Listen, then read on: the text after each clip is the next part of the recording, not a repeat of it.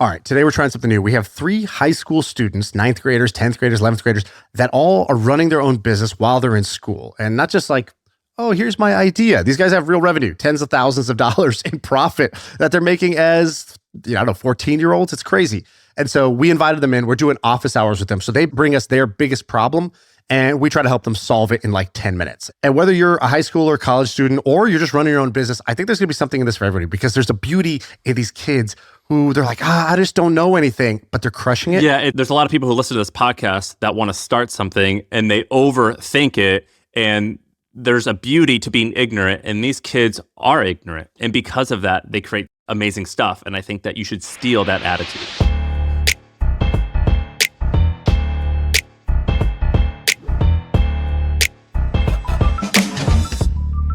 All right, we're doing something fun today. We have high school students who have existing businesses. They're running businesses. They're making a lot of revenue. They're making money, and they're here for office hours. And this is all part of our buddy Anand, who's here with us. He's running this new thing called the Formidable Fellows. And I think, Anand, this is like a precursor. You want to launch a school someday, a new school for entrepreneurship, and this is kind of your MVP. Is that right? You started giving out grants to middle and high school students? Yeah, so we're building a national network of schools of entrepreneuring. It takes a while to build physical schools. So my friend Raj and I started something called the Formidable Fellowship. And yeah, I think like Gen Z is probably going to be the most entrepreneurial generation. And we saw a lot of them out there. And so we started a nonprofit with $500K. We're giving $1,000 grants to middle and high school entrepreneurs. And so we kind of just had our first class, had 23 grantees. You'll meet 3 of the great ones today. And yeah, kind of along the way, other awesome entrepreneurs, Desormeaux from HubSpot, Shaan Griffey from Industry Dive, a bunch of other folks have been contributors. So now we've got, even more capital to give out to these young entrepreneurs. This is like your second mountain. So basically you started a company called CB Insights that is in the range of $100 million in revenue or something like that. Now, is this like this is what you do after you've made a bunch of money and you want to impact the world positively, besides creating, business intelligence tools? Yeah, it's the second, it's the second mountain. I think that's a good way of putting it, right? I think like if you could build a system that increases human potential, like that's a pretty tremendous thing to do. And I think we can do it in a way that will make money and eventually rival the public school system. That's our goal. All right. Well, $500K. And how did you find these kids? So they reached out, you reached out to them. How'd you find all these founders? Yeah, we reached out to a lot of entrepreneurship teachers at schools. And that was, I think, primarily the way, a little bit of social media, some parents who found us on Twitter and LinkedIn. But yeah, I think a lot of them just, word of mouth. And so, yeah, we got a few hundred applicants the first go around, qualifications where you had to have revenue. So that was kind of a hard filter we had. There's a lot of folks who have sort of a dream or they're starting something to burnish a college application, and we didn't want that. We wanted people who are actually building. And so, yeah, we narrowed it down pretty quickly and found some Sam, good did folks. you have any revenue in middle school or high school? I barely had facial hair. Yeah, it's pretty insane. Like when I was a kid in grade school, it was like make a business plan and like fake present it to a board of directors. And you think that like, you know what I mean? Like, dear board of directors. And it was nonsense. And I'm seeing their bios, and this is so much more interesting than what we were doing. What were you? I mean, at 14, I don't even think I knew what that word entrepreneur meant. Yeah, definitely didn't. My business plan was like mac and cheese, but with double the cheese. that was the whole thing.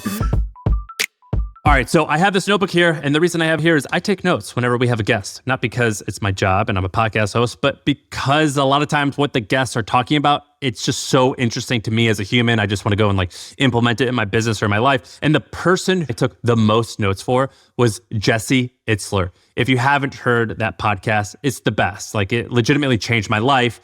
And so I thought, let's share our notes. And so with the help of the team at HubSpot, we went and took all of the notes from that episode and we turned it into a 10-page document. You can download it for free. It changed my life, that episode. I think it might change yours. So check it out. The link is below in the description. Again, notes with Jesse Itzler down below.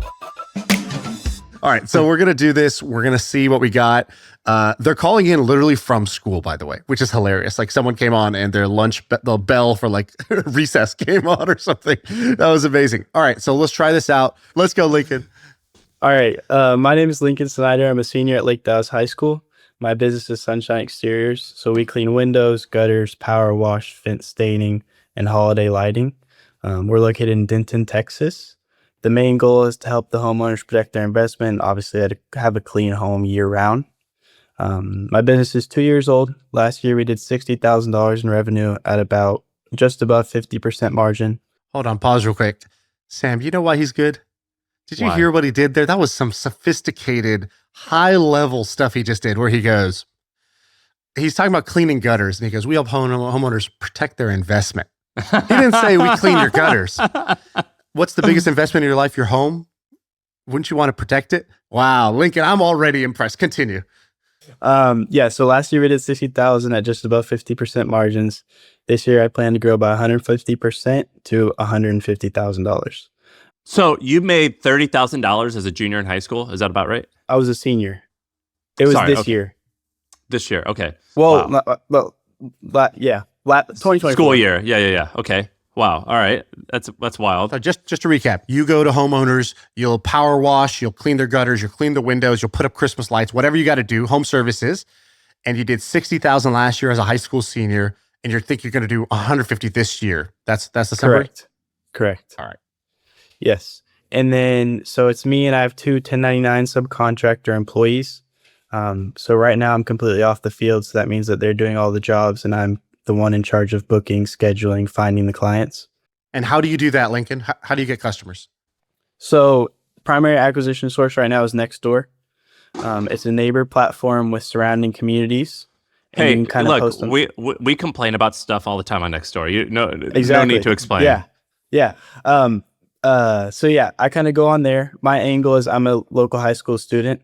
I own a window cleaning, pressure washing. We do those services. If you'd like a free estimate, check out our website. We'd be happy to give you a quote. And Lincoln, how do you do that? Because my understanding is you can't post on Nextdoor unless you've been verified as having an address or you got a postcard that shows you live in the neighborhood. They don't want people from outside the neighborhood messaging. How do you do that? Is that a new feature or am I just out of the loop? So I post in just my neighborhood. Okay. So I guess in that area, I am confined to my neighborhood on that app, but it's been enough homes to keep me busy. I think we got maybe 90 customers last year off of Nextdoor just between March and September. Dude, if you're listening, how many people have we had on this pod saying, I don't have an idea, I don't have this, this doesn't scale, all this bullshit. He's 18 years old, he made 30 grand, and it was from posting on Nextdoor in his neighborhood only. In his own personal neighborhood. Yeah, that's insane. And by the way, how did you hear about, Anon is a tech guy in New York City. How does someone in Texas who does power washing hear about this internet shit? Like I what was he's very doing? fortunate. So there is a teacher who's a part of a teacher blog, and I'm not well known, but some of the people at my school know that I own my own business and do kind of power washing, window cleaning, things like that. And so she told me about it, and then I submitted my application. And Wow. This is cool, dude. Okay, so what's your question before I start brainstorming? Because I'm fired up. all right, so it's a pretty deep question. I'm trying to figure out how to reliably acquire customers through paid advertising. My current struggle is advertising on a small budget and not having the skills. My question for you guys is, should I pay to acquire those skills through paid courses? So far, what I've been doing is kind of trying to learn on YouTube. I don't think that it's in-depth enough to learn fully, so I think that I might get more out of paid courses and content, seminars, whatever that might be. Or do you think that it would be smarter to just allocate a semi-large budget to paid advertising and learn the skill on my own and kind of have to figure it out as I go? All right, I got a bunch of opinions. Sam, you want to go first or you want me to go? I have a bunch of opinions. I think yes to all. Yeah. Basically. Yeah. Do all. I don't know what your definition of a large budget is. The best way to learn is to do it. And a lot of people will shit on online courses. I think that's nonsense. Most of what I've learned in this internet world has been buying an online course. I bought a copywriting course that changed my life. I would suggest you do that. I don't know what the course offerings are, but if there's a local services paid marketing course, 100% do it. I don't know what a lot of money for you is, but if you have to spend up to $2,000, as long as it has good reviews, do it. By the way, I think if you emailed anybody who runs that course, you say, hey, I'm 18 years old. I badly want to learn this. I don't have the cash to be able to put that up, or, I'm willing to pay it kind of next year using the profits of this, and I'll be your best testimonial for you. I think you can get those courses for free out of goodwill. So I wouldn't even let cost be a barrier. But like Sam said, I think learning is an attack on all fronts. So you've done the right thing. You figured out what to learn. And if you're committed to being obsessed with it, it's do it yourself. Then it's watch free YouTube stuff. Then it's do a paid course of some kind, buy a book, whatever. And then the last one you didn't mention that I would do is what helped me when I went into e-commerce. So 5 years ago, I had never done an e-commerce physical brand before, and I had never done paid ads before. And fast forward to now, I've probably run $40-50 million of paid ads and gotten pretty good at it. And so what was the learning curve? One thing that really helped me was instead of just going straight to a course, I started doing it myself. So I had my bearings and I knew what I didn't know on a very low scale budget. And then what I did was I found somebody who already was winning with that method. So I found either a friend or somebody nearby, and I said, hey, I really think what you're doing is great. I'm young. I want to learn. And I basically went and I said, can I come by for the day? And I just want to ask you a couple of questions about paid ads. And they're like, yeah, sure, come over. And then you come over, and then you end up opening up their Facebook ad account with them, and you start asking them questions. And if you do it right, and if you're an earnest, genuine person, you're likable, like it seems like you are, you'll find somebody who will also give you that kind of like real world, real time type of mentorship. And they'll just tell you the ins and outs, and they'll also tell you, your ad account got shut down.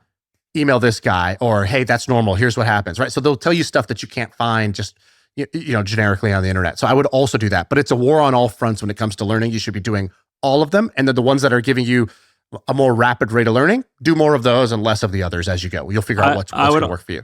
I would also suggest, so I'm looking up Nextdoor. Nextdoor is not a big company. If I had to guess, they have 1,000 employees or less. I would Google Nextdoor account manager, or I would go to the top. I'd Google Nextdoor CMO or Nextdoor director of marketing, something VP or above. And I would email them and I would explain, this is what I did. I just built a business that is doing 6 figures as a senior in high school. I'm going to advertise on Nextdoor. Do you have any type of first-time customer credits? And I would bet a lot of money that they will give you $1,000 to $2,000 in ad credits on Nextdoor to learn their platform. And then I would do the same thing for, what's the other one, Shaan, that the guy who started Athena started? Thumbtack? I would do the same. I would do Nextdoor, Thumbtack. I would email as high up person as you can in marketing, probably start with CMO. Have you run Nextdoor ads? Yeah, so that was kind of part of my question.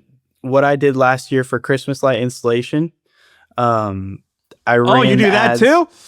I do. If you need Christmas lights, hey, I can fly out if the price works out. But yeah, so I ran the ads and they did extremely well, which kind of it's almost frustrating to see that it worked and then now I can't get it working again. But I think that's kind of with paid ads. It doesn't work for a while, but when it does work, it explodes. Paid ads is a constant game of cat and mouse. It's constant iteration, constantly trying things, constantly goes up and then goes down. That is completely normal for paid ads, but it's you just have to zoom out and say, wow, this is a magic money machine. I'm putting in $1 and I'm getting 3 back out every day. This is incredible. How do I do more of that? And so that's totally normal. Yeah, I think Sam's idea of like reach out to their marketing team and find their account rep and be like, hey, I'm a kid. I got this great story. I want to learn this. Who do I learn from? Who's the smartest at this? How can you help me? Do you guys have ad credits available? I would love to be a testimonial for it. The same sort of thing. Again, use your assets to try to make it happen. If you need help, by the way, I think I know people at Nextdoor that I might be able to connect you with.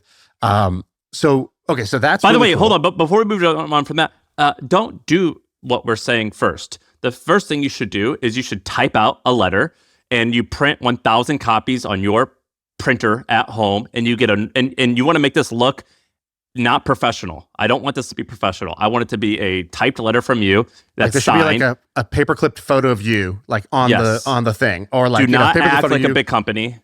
Act like a senior in high school. Act like a mature senior in high school, and print it out, fold it up, put it in an envelope, and go and put that in 1,000 homes. And I want you to Google the Gary Halpert dollar letter. So there's a famous copywriter, Gary Halpert, and he wrote this letter and he stapled or paper clipped $1 bill to the top of it. And that was very attention getting. People had to pick, what is this? Why is there $1 on this thing? $1, right? $1 took his like open rate and his read rate from, 0 to 95% type of thing. And then he wrote this letter. You could do your version of the dollar letter. I think that would be tremendously successful. So I think Sam's idea is great here. But I think there's even a thing you do before that, which is you already have something working. We're giving you new ideas. Why don't you advertise? Why don't you go do Yelp ads, Craigslist, whatever? You already figured out that you could go into a community's next door, type something, and what was this? $60,000 came out the other side. So how do you just do that again in the neighborhood next to yours? Can you find a friend or a kid in that neighborhood and say, I will pay you $100 and you are going to type this message in your next door on this sequence? Because they can post because they live there, right? And so go activate basically your brand reps, your affiliates to just clone the script you did in your neighborhood in the 2 neighborhoods next to you and see if that gives you another $60K per neighborhood. Yeah, so I'm doing something similar. I'm not sure that I would say it exactly the way I'm doing it because I'm not sure that's necessarily the right way to do it. Because I know that next door you're really supposed to be a neighbor in the community. But to your point, I am doing. This hat is gray, my friend. This hat is gray. I'm good with that. I mapped out a region. I'm kind of going by radius of different next door neighborhood communities and going from there. Yeah, you're hacking the system. That's good. You're hacking the system. Great. Can we just become your angel investor real quick? And absolutely. I kind of want to see where this story goes over the next 2 years. This is going to be kind of insane. Lincoln, have you heard of? Do you know a guy named Brian Scudamore? Have you ever heard that name? Sounds familiar, but you should Google this guy. He started very similar to you. It took him years and years to get traction, 10 years to get traction. Now his company is called 1-800-GOT-JUNK, and he wholly owns it, and it does $1 billion in sales a year. So he's a billionaire. You should write him. Or I can introduce you. He's a friend of mine, and he will absolutely talk to you. But you just got to shut up and do this for about 20 years, and the results are going to be pretty great. Yeah, I mean, that's how this business works, right? You just kind of put your head down and you just get after it. Yeah, but the beauty is you don't know it's 20 years at the beginning. You just think it's just right around the corner, and you just think it's right around the corner for the next 20 years. Well, he can get rich. You're going to get rich as you go if you own the whole thing. Like, these companies can be great if you do it right. Are you going to college? Sounds like you graduated now, or you're about to graduate. I'm about to graduate. I'm going to college, yes. Where? That maybe Michigan is the goal? I got introduced through Formidable Fellowship to someone at Michigan who's kind of going to introduce me to people on campus. And so they have a good business school. And like chicks, or what are you talking about? Who are you trying to meet on campus? What are you talking about? Like some professors, some deans, some people, because I haven't gotten accepted yet. It's still in. Do they need their gutters cleaned? I don't understand. Why do you care about the professors and deans? I have good grades and everything, but the kind of what it takes to get out of state and to that good of a school. What do your parents do, Lincoln? Do you have like a Teal Fellowship part of this where you just pay people to drop out once you realize that they should just keep going as an entrepreneur? Yeah, I mean, I could probably pay one person, but bank on that. My dad is a VP at Spectrum, so no entrepreneurship, but he does kind of in the business realm. My mom's a nurse. Do they understand? Do they not criticize? They probably don't criticize you. Do they say? Do they put respect on your name? Yeah. Yeah. Do you get to sit at the head of the table now at dinner? No. Do they? Are they like, Lincoln, this is a fun hobby, but maybe you should consider something more serious, or do they? And you don't disrespect your parents publicly, but or are they like, hey, you got a gift, this is working, keep going? They're very traditional in the way that they want me to go to college, and they think that's a good answer. It's a fun thing to do. I'm in high school, but yeah. Anand, do you have a service where you talk to these kids' parents? No, we don't. I think so. Yeah, I posted about Lincoln getting into Michigan, and I guess luckily some people have reached out, right? Because that's where he wants to go. I mean, any of these guys probably could skip college and just go pro in business, but I gotta respect what they want to do, of course. But yeah, no, obviously, if any of them wanted to, I'm not sure they would. They could be formidable, without college for sure. Lincoln, just to put it in perspective real quick, you said you did $60K last year. You'll do $150K this year of revenue. You're going to make more money than your professors. Yeah, exactly. Roughly 50% profit margin. 40, 50%? Yeah. So last year was 30,000, so a little over Okay. 30,000 profit. Let's say you can roughly hold that. You're getting close to having $1 million business already. So let's say you're doing 100K a year of profit right now, grow, and you basically 2x the business. Arguably, that could be somewhere between a $400,000 business to $1 million business. Yeah, but it's like one more year after that, and you're a millionaire. Seasoning, exactly. Just to put that in perspective of like the opportunity, and I guess like want to make sure.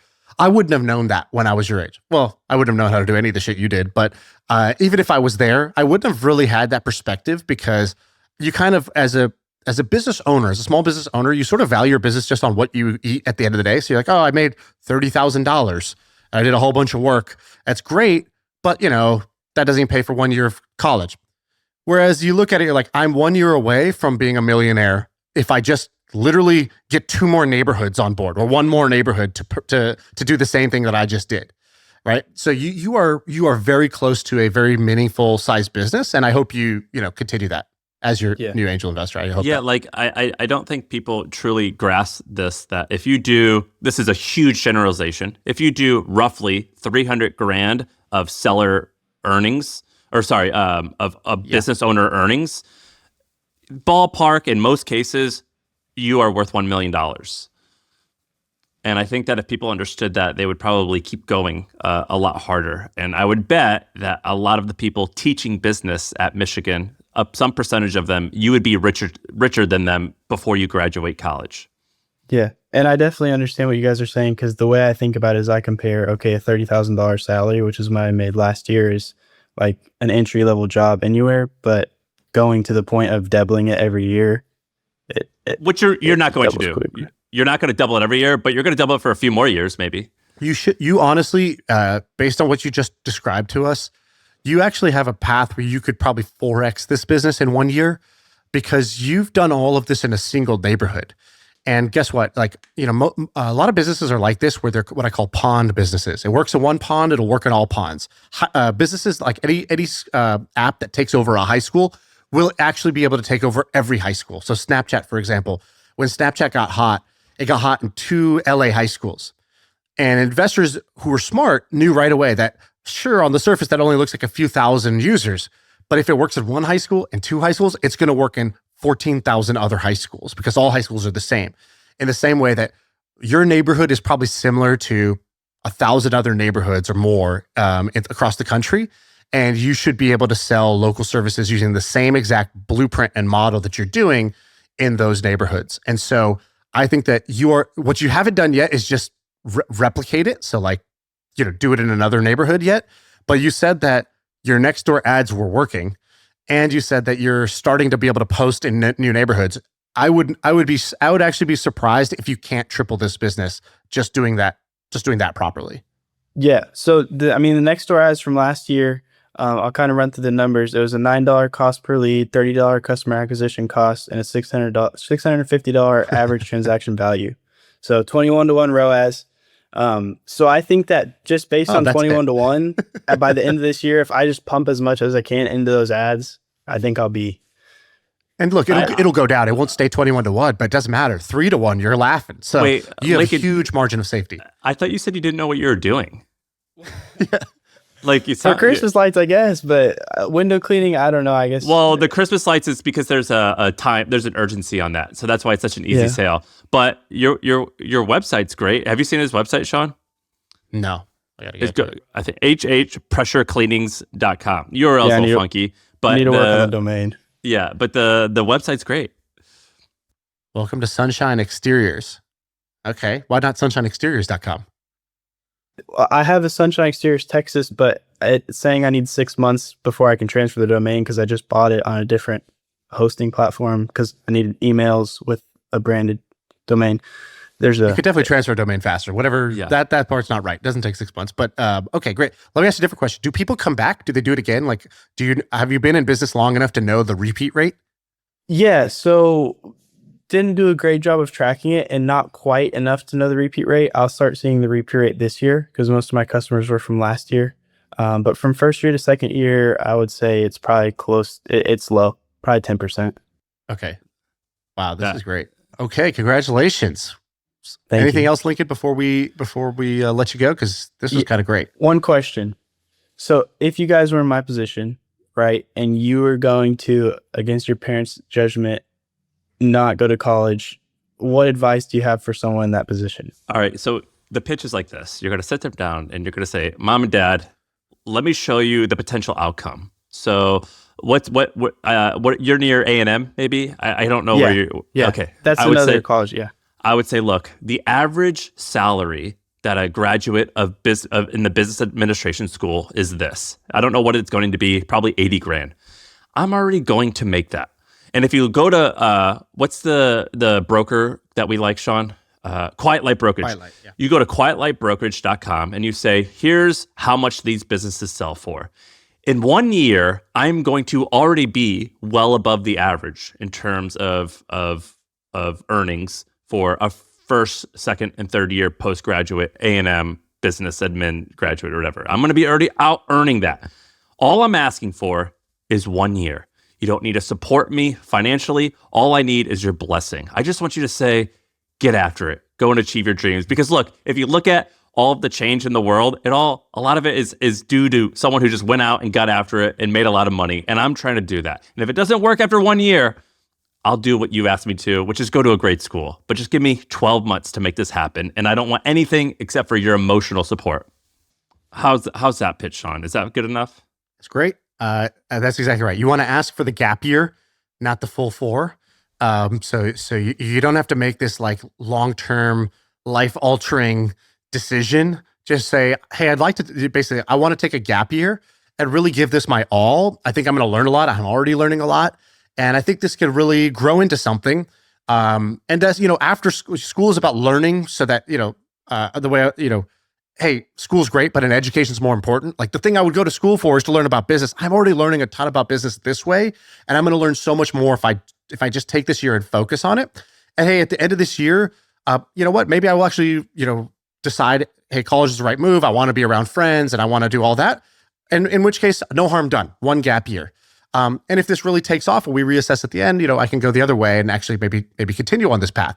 But I want to take a year. And I think I would start with that. So I think the ask is a year, not to never go to college. Yeah. And then you let them know that like the reasons why and how you're thinking this through and that you want their support, that they believed in you, all up until this point, you just want them to keep believing in you.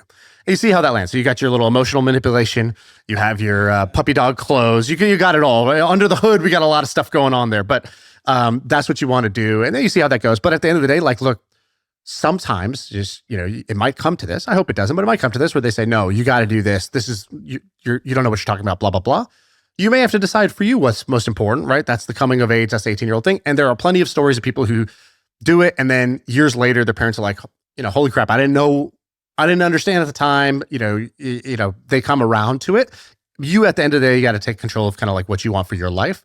But I think that the 1 year ask should land. I think you got like a 50 to 70% success rate with that. All right. The median salary of an accountant student at A&M is $60,000. Yeah. You're going to beat that this year. That's got to be the numbers that you present to them. All right. Yeah, well, it might not only be about that. Parents ultimately, they just want your good, right? So they're like, we want you to have this education. You have your degree. That's this like safety net idea. Plus, we want you to have that experience. You're young, blah, blah, blah. So there's like other factors too. So I would try to understand. So like, let's say they say, no, you got to do this. Before you start arguing with them, just ask them, get curious. Be like, okay, so like, it seems like school's got a couple different parts, right? There's like the learning part, which I think I'm getting a lot of here. There's friends and social life. And then there's like, the safety net of having your degree. Like, which one is it for you? Why do you feel like it's so important? What is the part that really, help me understand, and then let them articulate it. And then you know exactly what you need to smack down because they've served it up to you about what the reason is that they think you got to go to college. That'll work. That'll work. We're going to try, Ayan, let's give you a shot. Let's see if your audio video is working. So Anan, you want to do an intro for him? You want to be his Bruce Buffer, his Dana White here? Yeah. So Ayan is a ninth grader. Fun fact, went to the same high school as me. Has built an awesome baking business, but I think he'll fill you in. He's a phenomenal entrepreneur. Yeah, all right. Hi, my name is Ayan. Like Alan said, I'm a freshman in Hunterdon Central High School in Ringgoes, New Jersey. So I'm the founder and CEO of Teens to Table. We sell homemade baked goods to local establishments across New Jersey and school suppliers as well. So my business is 1 year old, and last year I did 4K in revenue. This year I expect to grow over 600% and aim to do at least $25,000, which is really exciting. So in addition to my business, I'm also a competitive chess player. And so right now I'm trying to figure out how to hire people to help with my production while also maintaining both efficiency and quality. And so currently I bake everything myself from cookies to brownies, and that really ensures my consistency. But I'm considering bringing a small team to keep with the growing demand that I'm currently gaining. So, Ion, before we go into your question, let's just get a little more context on the business. So it's baked goods. You sell it to who? You said classes and teachers, or who are you selling to? Yeah, so I sell to local establishments, so bakeries, ice cream shops, and I also sell it to schools. So when schools serve food and lunch, there's usually my cookie on the shelf as well. Okay, gotcha. You're making all the cookies right now. You're going and you're selling to them. How are you getting that sale? You're going, you're knocking on doors. What's the pitch? Yeah, so the pitch right now is I usually either go to the bakeries and go to the ice cream shops and just go in person, or on the phone, and I say, hey, I'm 14 years old, and this is actually something that astonishes a lot of people, and I really find that interesting. So I say I'm 14 years old, I'm the founder of Teens to Table, and I pretty much tell them what I do. Usually when I go in, I bring samples of my cookies just to make sure they like it and everything's good. That I start with the pitch, either can I sell and put a table up, or can I put it on your shelves? Gotcha. Okay. And you said you're going to grow the business 600%. So how are you going to go from 4,000 to 25,000? Is it just knock on more doors, or is there something more to it? Yeah, so now it's more into the school suppliers. So I'm supplying currently to Machos and Pomptonian, which are two school suppliers in my local area. So I'm hoping to get more districts and more schools. So currently I just got an order for 700 cookies between the two suppliers. And I'm in contact with two other suppliers, Aramark and another supplier in the local area for my school. So both of these plus Machos and Pomptonian should hopefully get me to $25,000. Yeah. And why do you have a bunch of some type of like curry and other pizza and stuff on your website? Is that just a stock images that are placeholders for now, or are you actually going to make more stuff? Oh, so that's actually the future goal, to bake more stuff. So those are the things I've made so far. Along from baking, I love to cook. So I love to cook like Mediterranean food, Indian food, Mexican food. Apart from the baking, that's just another one of my passions. And hopefully as I go later onto my business, I can incorporate those as well. Have you thought about putting cookies on your website? I believe, are there not cookies on there? There's a lot of Italian food. A lot of tomatoes and avocados, and but a cookie would definitely be cool. All right. So it sounds like you're going full Breaking Bad, dude. You're going up the supply chain. You're finding the distributors. How good are these cookies, by the way? I need to know. What are we dealing with here? So the cookies, they're really big. Have you ever guys tried Levain cookies from New York? Yes. Yeah. That's how they are. So that was my goal, to design those recipes, and I think I cracked the code there. So that's how the cookies taste. How much money do you have in the bank? You did 40K last year. I imagine you're just doing checking account. 4K. 4K. That's what I said. 4K. And you're doing like checking account accounting, which is basically just like, is my bank account going up? How much do you have in your bank account? So in my bank account, I have around 2.1K, I'd say. All right. Cool. Understood. That's pretty good. Okay. And so now your question was something around scaling up or hiring, right? What was the question? Right. Yeah. So right now I'm trying to hire people because with the new school suppliers that I'm getting, and then Machos and Pomptonian, it's really hard to just do this myself now, especially since it's going to be around, hopefully projected 1,000 to 2,000 cookies per week. So I'm considering bringing on a small team to keep up with the growing demand. And so my biggest concern for this is I use a commercial kitchen because I can't do this really in my house. So they charge by hour. So if I hire people to work, am I going to lose my profits and all of my money because they're not going to be as efficient as me when I bake the cookies? And then at the same time, I worry that the quality of the cookies could suffer because the people I hire might not follow the exact same process. And if they add one more teaspoon, let's say, of baking powder, that might skew off the whole recipe. Wait, so you said that you're doing 1,000 cookies a week, so 52,000 a year, and how much in revenue? So revenue, it's going to be around 25K So projected. okay, it's cheap, right? Yes, with the cookies, since they're bulk ordering, I don't make a lot of profit off of them right now. So let's walk through that. You get an order. Typical order will be how much? How many cookies? So a typical order is around 600 cookies. Great. 600 cookies. On that 600 cookies, what are you charging that end customer, or let's assume it's not going straight to the customer, but it sounds like you're selling to the school district or the bakery or the wholesale relationship. So how much are you charging wholesale for that? Right. So for wholesale, it's 80 cents per cookie. So between 700 and 800, I make around $400 in revenue. Okay. And then what does it cost you to make those cookies? Yep. So I make 2 cookies. I make an oatmeal chocolate chip and I make a chocolate chip. Both. The oatmeal costs 27 cents to make and the chocolate chip costs 28 cents to make. Okay. Gotcha. So you're basically 66% gross margins on the cookie itself. And that's like includes the kitchen cost and everything, or that's literally just the ingredients? Yeah, so that includes everything from packaging to the commercial kitchen and to the ingredients. And do you have like your Excel file that basically kind of shows your unit cost and your percentages? And when you do that, what is it? What do you see when you add in the labor? Do you see that the profits go to zero, or because that was your question? You're like, well, my profits go away. That's kind of an Excel question, not a Shaan and Sam question, really, right? So, like, what does the Excel tell you? So it really depends, just based on like minimum wage, say $15 or $16 per hour. It depends on how many actual people I hire. So right now I've been trying to experiment with 2 or 3 and see if that works in the spreadsheet. And right now my profits are going pretty much to zero. So I'm making like $20 to $30 per order. So I just wanted to see if there was a better or more efficient way to do this without like choking all my profits. Raise your prices. That's the easiest way. So basically, I think there's like only 2 or 3 ways to grow a business, right? You sell more of what you already have. You sell the same stuff to the current customers, but you get them to buy more, whether a larger quantity or more often, or you raise prices. So those are like, there's a great book called Getting Everything You Have Out of Everything You Got. And it just walks through like, those are the only 3 options. It sounds like you're selling a lot more stuff if you're going to grow 600%.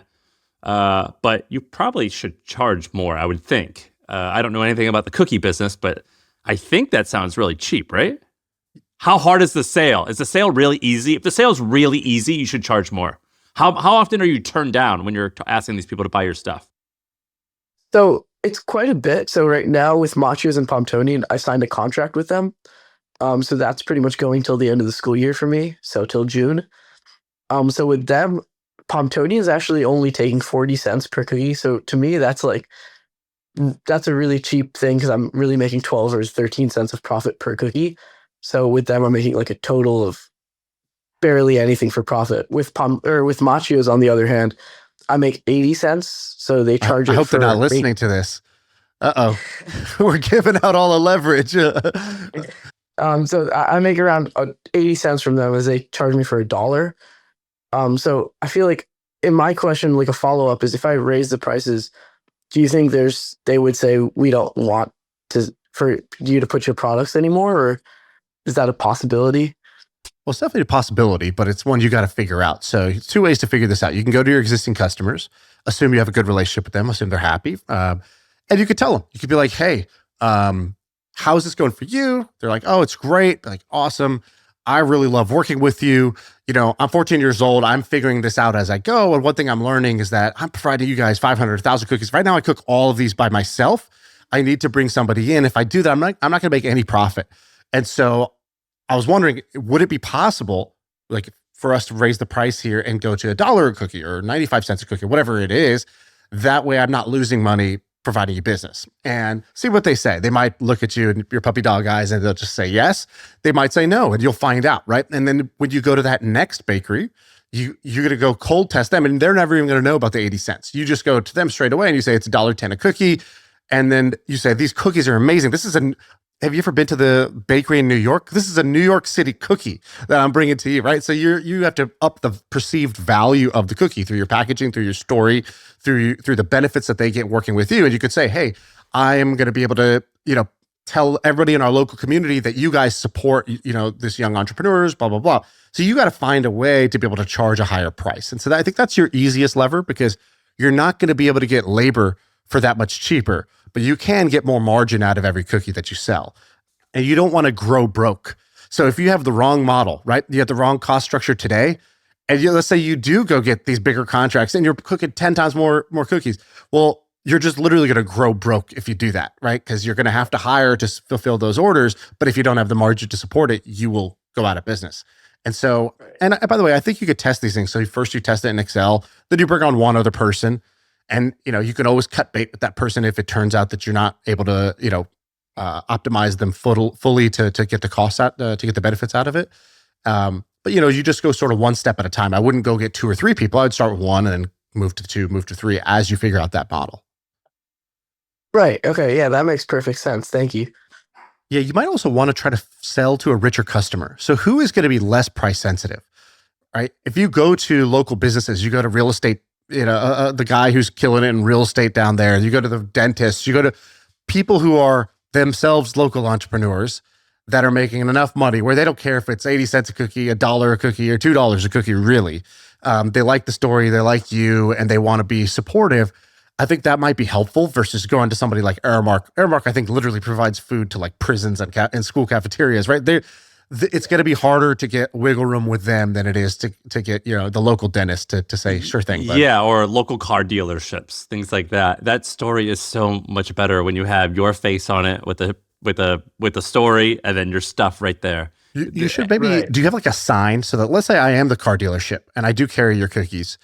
Like, they could just give away a free cookie to every customer who walks in. By the way, they're selling cars. I think a pretty known sales tactic is, Sam, you used to do this, right? You go negotiate with somebody off Craigslist. What's the first thing Sam brings? Oh, yeah. It's called the rule of reciprocity. So basically, I do something nice to someone, whether it's something really small. Like I go, hey, I was going to meet you to look at this car. I just brought a Coke. I went and brought a Coke. You want a Coke? A Coca-Cola as well? And then the rule of reciprocity states that when you do something nice to someone, they will always or almost always do something nice back. And it's oftentimes not in proportion to the gift that you gave them. So you do one little small thing's nice, they'll do something a lot bigger in return, because you always want to just like be even. Right. Okay. Yeah. So I would go to like a local car dealer and just say, hey, I want to provide you guys cookies every week that you guys can just give out to customers when they come in. Trust me. Have you ever heard of the rule of reciprocity? People are much more likely to want to buy when they're eating a delicious cookie and they feel taken care of. And this thing's going to cost you $1. But if you close even one more sale this whole year, right? That's a $35,000 sale for you. This pays itself back in spades. And so you can make a pitch like that, and you can go get actually like contracts with people who are willing to pay more, right? So a simple rule of business is sell to the people who have money. And, dude, I want to see you. I want to see him give like a speech, like a Wolf of Wall Street, where it just like ends with like "sign on the dotted line for Christ." You know what I mean? Like, I want to see him like pitch these hard. Yeah, actually, that is one piece of advice I'd give you, which is that, look, this probably won't be your last business. This is the first business. This is your starter business, and you're going to learn a whole bunch. You're going to get more value out of the story you're creating than the cookies that you sell. My first business was a sushi business. We probably made, I don't know, $14,000 of profit in the 1 year of operations that we were working on that thing. But the story that I told about how we cold called a Food Network chef and how I went door to door selling sushi, how we, reverse engineered the POS systems to figure out all the sales of all Chipotle stores in the Colorado area. Those stories got me bigger and bigger opportunities as I went. They got me speaking opportunities. They got me into accelerators. They got me other doors open. And so one tip for you is, while you sell the cookies, you should be building the story. So the story of, I went into the car dealership and I gave a talk called How You Can Increase Sales by 600% Like Me. And I taught the car salesman about the rule of reciprocity and how they became customers of my cookies. Even if it's not a lot of cookies, it's an awesome story. And putting yourself in those positions will build your skill and build your story, which ultimately is going to be a lot more valuable than the cookies that you sell, I believe. Okay, yeah, that sounds really great, and definitely for the car dealership, that's a great thing to put in mind for me. Even though I have these suppliers, I think it's good to start advancing and thinking about more places to sell. So I think that's really helpful advice. Yeah. All right, thank you, man. You're killing it. Keep going. It's amazing how far you are at 14. All right, next, Abigail. Where you at, Abigail? Hi. Where are you from? I'm from Odessa, Missouri. Oh, nice. I'm from Missouri too. Hey, Shaan, I posted Abigail's Instagram. I want you to click it, and I want you to look at what her hobby is. So scroll down. You're going to see it looks like some prom photos, but keep on scrolling down, and you're going to see that in her free time, she's a race car driver. What? Yes. Okay, triple threat. Yeah. Student, entrepreneur, sprint car driver. How did you get into that, Abigail? So actually, I'm a third generation sprint car driver. So my grandpa drove race cars, my dad has driven race cars, and then I kind of just passed it on down to me. That is awesome. Amazing. Okay, so Abigail, how old are you and what's your business? I am a senior at Odessa High School. I'm 17 years old, and my business is growing and selling chrysanthemums. So like mums, which is like something you'd put on your front porch during like the fall season and Halloween. So that's what I do right now. My business is 2 years old. Last year I made 15, or this past summer, I guess I made 15,000 in revenue. And this year I expect to grow by 100% and aim to do at least 30,000 in revenue. God damn. Okay, so explain us the business. So where do the flowers come from? Who do you sell them to? So how my business works is I actually order the mums, which we call plugs because they're like about this big, and I order them from a company in North Carolina. I also have to order fertilizer so we can make sure the plants get nutrients that they need. I have to order the soil and then the pots for it. So that all goes into the price for the mums. And then we have about a 2-week long process of putting it all together because we have to mix the soil, and then we put them into color blocks and then put the mums in the color block.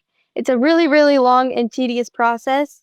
Then we put them on our what we call runs, and they're like big tarps with watering lines. And for the next like 3 to 4 months, I spend watering. And then after they're ready to go and they're fertilized and watered, and they're grown to about as big as they can get, we market them to schools and fundraisers. And I also do retail at my own house. So I try to post that on social media and try to hand out flyers to like local towns and post them at local businesses. Wow, that is a lot of work. Yeah. I'm looking at this picture, which is just like a field or like these like long rows of these potted plants with the watering system. Is Yep. this where do you do this? Is this your So backyard? What is going on? So I live on 40 acres, and about 30 acres is leased out for farmland, and the rest of it is for my mums pretty much. So anywhere we can put them on the yard, we pretty much put them there. And right now we're in the process of building a greenhouse. So from my profit with my mums, I've been able to buy a greenhouse so that I can have a place to start my mums. And also a greenhouse is a good place to have a steady revenue for the other 6 months out of the year where I'm not growing mums. So you, so I missed the part of you're selling. So you're selling to, you said school fundraisers, businesses, and you're handing out flyers, you said. So who's the core customer? Who's the main customer? So right now we're trying to do wholesale as our core customer, so that if like what we do is I'm in FFA, so FFA chapters will sell it for a fundraiser. Shaan doesn't know what the FFA is. You gotta spell this out. Okay, Freedom so Fire. FFA used to stand for Future Farmers of America, but we've kind of veered away from that because we don't want it to be the stereotypical about cows and like farming. What we really do right now is we promote youth in agriculture and leadership in agriculture, and we're pretty much growing the next generation of agriculturalists. So Shaan, if you grew up in a more rural environment, if you're in high school, like you kind of by default join the FFA. There's millions and millions and millions of members. Wow. And it was kind of like a thing, like instead of Boy Scouts or Girl Scouts, and maybe not instead of, but it's similar to that in rural areas. You join the FFA and you get like your FFA jacket, and they're like they're pretty famous. What do you do once you join? You go out and... For me, I currently serve as my local chapter president in Area 6 Sentinel, and I'm running for a Missouri FFA state office. So what I really do is I do public speaking events and stuff like that. So it's really shaped me into who I am, because right now, talking to you, like, I am not nervous. And I know that my freshman year, I would have been completely nervous because I never did public speaking. And it kind of just shapes you to get those like life skills that you need in the long run. Okay, college acceptance letter. All right, that was a great essay. So you okay? So sorry. So you said your core customer is wholesale. What does that mean? Who's the buyer? So right now we're trying to do contracts with like hardware stores around us. So we have a couple like hometown kind of hardware stores, and then some bigger ones that are all across Missouri. And right now we're just kind of focused on Missouri because delivering my product is kind of one of the hardest parts. So we actually get to use my sprint car trailer to deliver all of the mums. So that's kind of funny how it clashes. And how much profit did you do? This last year we did 15,000. And you did 15,000 in revenue, I thought you said. Yeah. How much in profit? So our profit was about, I think, 7 to 8. Wow. All right. That's good. Just because of like each year it fluctuates, like how much the soil is going to cost or how much the pots are going to cost. And our big cost this year was making those runs. And now we already have those. So it's something that we can pack away for like the fall and the winter time. And then we can put them out next year. And that's another cost we don't have to pay for. So Abigail, let me ask you a question. If you wanted to sell 10 times more mums, how would you do that? Like, you said you're going to double your sales. What if you wanted to go 10 times bigger? What would you do? I think that right now, that's kind of what I'm like, my question to you guys was going to be, just because I like to do the wholesale part of it, but I also know that I can't grow how much I want to grow just doing wholesale. But I think really right now, my biggest thing is going to be just getting my company out there and like promoting it better to other companies so that they would possibly sign a contract for us so we can have that fixed amount that we're going to sell to them. Like, I went to FarmCon, which was this conference that Sam had told me about. It was actually in Kansas City. And, there was like 5,000 people there. They're all farmers. And if they had heard your story on stage, I think a lot of people would have handed you a card, said, hey, let me know how I can help. Love what you're doing. I'm so excited that somebody in this next generation is excited about agriculture. It's great to see it. I want to support that. I think there's a lot of that goodwill. And I wonder if maybe the faster way to 10x your sales would be like, who's the CEO of whatever, Home Depot or whatever like the wholesale store is that's going to carry Ace your Hardware stuff. or something Ace like Hardware. that. Like, how do you go to them and be like, hey, I want to be in your store. Like, that is my goal. That is my dream. And I want to get my mums on your shelves. How do I make that happen? And I think if you hustled more to the top, you could actually get more growth faster than going bottoms up in this case, because your story is your asset, right? Yeah, the flowers might be great, but your story is the real differentiator. How many other people are there with your story? 0. And so how are you using your story to unlock the growth is what I would be doing. Whether it's telling your own story on TikTok, it's getting on stage at places like FarmCon or the FFA annual whatever event, or it's getting that sending cold emails every single day to the CEOs of all of the major distributors or retailers until one of them takes your meeting and puts you on their shelves. If you listen, we did this episode with Nick Mowbray. He was this guy in New Zealand, literally like on the other side of the earth, making toys by himself. And he was like, I emailed every retailer in every country every single day. And he's like, I just kept doing that until they finally cracked. And they would tell me, no, I'm not interested. And one day they would be like, can I see a sample? Or, hey, are you going to be at that show? I'm going to the show. If you're there, I'll take 15 minutes and meet with you. And he would fly there and make it happen. And I think if you 10x your approach towards getting the major distributor, I think you might leapfrog into a much bigger space, because otherwise, the way you describe this, like, I'm tired just hearing how you grow these things. Like, it is so much work to just get the product made that I feel like it's only worth doing that if you're going to be able to have like land some like major sales, versus then it's also double the work to go sell to every school for a fundraiser and mom and pops. I think that's just like too much work. There's also for all y'all, there's a small window that you have where you're like this prodigy. You're young and lovable. Yeah, that's going to go away. But you've got this like 2 to maybe 6 year window where you being pestering, that's just cute and awesome. And then in a few years, it's going to be annoying and weird. And so, while that window is open, take it. Take that opportunity. We have a friend who was 18 and they got written up in TechCrunch as like the young hotshot prodigy. He's 23 now and he's like, he feels washed up. He's like, I can't use my story. Like, my entire shtick was that I was young. He's like, nobody wants to hear about a 23-year-old prodigy. There's no such thing. You're not a phenom anymore. Yeah, it's like a blind painter, like you got to use everything you can. Use that story. Like, you can get away with a lot right now, and the same stuff that you're going to be able to get away with now, you're not going to be in the future. And so I would definitely do exactly as Shaan's saying, which is go hard on going to the top. And you're not really annoying when you're 18 doing this. Yeah, Abigail, in the next 30 days, do you think you could get a meeting with the CEO of either Ace Hardware or Home Depot? I don't know. I think that is something that like just sounds crazy to me. Like, I feel like I probably could, just because I'd like to say I'm a very well-spoken person and very like good with my words. But right now, I just have like a lot of other things going on. So it's hard to like focus all of my time on my business because I am a senior this year. So that's just like kind of hard. That's the only time I think that this excuse is valid. I would say, Right. okay, that is the only time that I will accept that excuse. I want to give everyone listening and you guys a little bit of feedback that I learned when I was a little bit younger, which is the most powerful people on earth are one cold email away.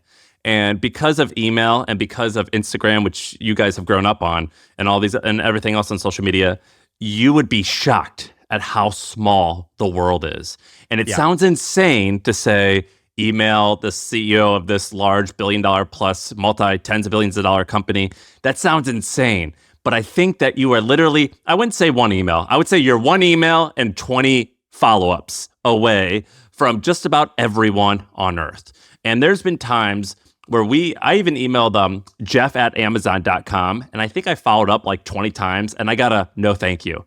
But it's just proof that you are much closer than you think to just about every single person you want to reach, particularly some type of executive. All right, I'm going to show you something real quick, Abigail, before fifth period starts here. So just check this out. All right, there's this guy on Twitter right now. His name's Sonith. He's or his Twitter handle, Sonith. He's building Z Fellows, which is another young student program. I think it's at Stanford. But just check out this. This is a cold email that my friend Nico, who's now a famous venture capitalist, he invested in Snapchat really early on. Again, off a cold email. Okay, you might not be able to read this. I'll read it to you. It's him emailing Elon Musk. Okay, so I'm giving you the CEO of Home Depot and Ace Hardware. This guy emailed Elon Musk and he goes, "Dear Mr. Musk," and he says, "I'm a graduate student at Stanford and taking this class, blah, blah, blah. I'm writing a paper about Tesla's strategy because I think you're such an innovative company and we're going to put together our recommendations on the future of your corporate strategy. Since you're the chairman of Tesla, I thought it'd be great if we could do a short interview with you in person over the next few weeks to talk about your strategy. I'm aware that you receive dozens of similar requests on a daily basis. That's why I'll do my best to make this not only useful, but an entertaining experience for you and your company's execs. Hopefully we're able to contribute first-class recommendations. I'm happy to sign an NDA, blah, blah, blah. I look forward to hearing from you. I would be grateful if you would participate in our research, Nico." And then Elon writes back, "Okay, if you can limit the meeting to 20 minutes or schedule for late in the evening." And this was Nico as a student. There's another email of him. By the way, that's not even a good email. That's not even that good of an email. that was not, and let me show you another one I just saw literally today. So the cool thing about following this guy on Twitter is every day he's tweeting out a cold email somebody sent. So this is Corey Levy, who runs Z Fellows now. So this is him emailing Andy Roddick, the tennis player's mom. So it's not Andy Roddick, his mom. So he finds his mom's email address and he goes, "Dear Mrs. Roddick." And he goes, "As you already know from my previous emails, my name is Corey Levy from Houston, Texas. I'm 12, turning 13, and I'm a big fan of your son, Andy. I know Andy's playing this tournament in Houston. I was wondering if I could meet him or hit with him before. I've been dying to hit with him for the last 2 years. Please email me back, Corey." And then she says, "Corey, thanks for the note. Andy's going to be at Houston. As the tournament gets closer, reach out again. I'll definitely make arrangements for you to meet him. Can't promise you'll hit with him, but I'll try. Please keep in touch and keep playing tennis. It's a great sport." Turns out Corey was like 34 when he wrote that email, though. So it was kind of weird when he showed up. He's still got a baby face, actually. So, Abigail, I say all that to say this, which is, one, you should follow this guy, because if you see every day a cold email that works, it'll go from "that sounds crazy" to "this is perfectly normal." And that's one of the reasons probably people should listen to this podcast. It's one of the reasons why you should follow people on Twitter who are inspiring, because they will make the crazy seem normal. And that's all you need, is to delude yourself into believing it's normal to actually make it happen. The second thing I'll say is, you describe the process of like a multi-month potting and moving and arranging and watering and kissing and touching the flowers to make them all work. And then I was like, "Hey, can you send a cold email?" You're like, "I don't know. I got a lot of class coming up." So I challenge you, which is, I think this email is going to be the least of your worries. I think sending a cold email every day will take you literally no more than 10 minutes. And I think you've got that 10 minutes. I think so, because you just showed me your 10-acre farm you're doing by yourself. So what happens is that familiar work feels comfortable and feels easy. Unfamiliar work feels hard, and you sort of talk yourself out of it. You tell yourself a story about why it's your senior year, you don't have time. In reality, the thing I'm telling you is a lot easier than the stuff you're already doing. So that's my challenge to you, whether you choose to accept it.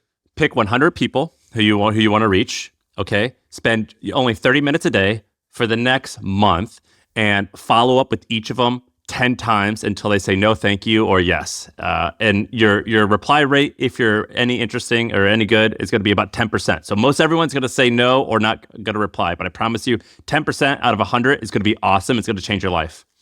One more thing. Go Google Sam Parr cold email. Go read Sam's cold emails he sent to recruit speakers to HustleCon, this random conference that he was starting. And the follow-ups is where the magic is. So there's the initial email, which a few brave people are willing to do. Then there's the 4 follow-ups that Sam was sending that nobody's willing to do. I would go read those. The other thing is, there's a great story of Tim Ferriss. Abigail, do you know Tim Ferriss? I don't believe so. Wow, that's amazing. Sam, she knows us. She doesn't know Tim Ferriss. Holy shit. Dude, our heroes are their grandparents. You know what I mean? Like, all right. So Tim has this great story. Tim wrote this book called The 4-Hour Workweek, and he's this great guy. He's got a great podcast. So he has a story where he went to a Stanford Business School course, and he offered a challenge. He said, "I will give a round-the-world ticket, so an all-expense-paid round-the-world plane ticket to anybody here who can get in touch with the, whoever can cold email and get in touch with the highest, kind of most hard-to-reach person. So the whole class, reach out to whoever you want. Whoever gets the person highest on the food chain gets a round-the-world ticket." And he... by the end of the class, I'll butcher the exact story. You can go read it. But by the end of the class, he's like, "Okay, so who got who?" And I think one person got like, I don't know, Bill Clinton or something like that. And he's like, "Oh, amazing. Who else did other people get?" And most people, like, I think of the class, like, only 4 or 5 people got anybody. And he asked, he's like, what was the difference? Was it your cold email script? And it was basically that like 85% of the class, 90% of the class didn't even try. They just perceived it to be too hard. Anybody that tried reached somebody. And then within that group of people, some people literally reached like a former sitting president. And so I think that there's a lesson in there, which is that like most people just won't even try. And this is something that sounds hard, but is actually not that hard, especially when you have your type of story. I think it will actually be trivially easy for you. You'll be surprised. The CEO of Ace Hardware, if you emailed him, you will be the most interesting email he got that day. Because guess what? There's not a lot of other 18-year-old sprint car drivers, young entrepreneurs who are selling or who are interested in agriculture, who are actually out there doing it and not even just talking about it. There's only a couple, and nobody's emailing them. So I think it's going to be a lot easier than you think. It's something I'll definitely have to give it a try. All right, I'll take that. Hey, thank you. Yeah, Thank you. You're fantastic. I'm going to keep cold emailing you every day until you cold email them. All right. I think that's how That's fired okay. up It'd be I a am. good reminder. And you'll have to invite us to Odessa. I want to watch one of your races. I want to drive the damn thing. Definitely. Definitely. Where did you say you're from? Missouri? I'm from St. Louis. Yeah, I'm from St. Louis. You're from St. Louis. Yeah. I'm from Odessa, which is just a little bit east of Kansas City. Yeah, we're a lot of people, like if you told Shaan that, he wouldn't know anything. But, the difference between KC and St. Louis is like LA and SF, Shaan. So not that yeah, similar. pretty much. But all right, who do we got next? By the way, just to recap, Abigail, shoot your shot, cold email, use your story to go to the top and think about how you could 10x your business instead of 2x your business. And follow up until you die. Yeah. Sam cold emailed his way out of Missouri, and you can too. All right. Anand, thank you for bringing these folks to us. Yeah, absolutely. Let me just plug real quick. March 14th is our next deadline. So formidablefellowship.org. And I think for just generally, this has given me like an amazing amount of hope in like the next generation. Because I think the stories you hear, like, everybody's just scrolling away on TikTok, wasting away their life. And like we see, honestly, hundreds of like amazing young people. You met just 3 of them today. So yeah. So, if you like what these guys do, please support them. Buy cookies, buy mums. Are you just doing good in the world now?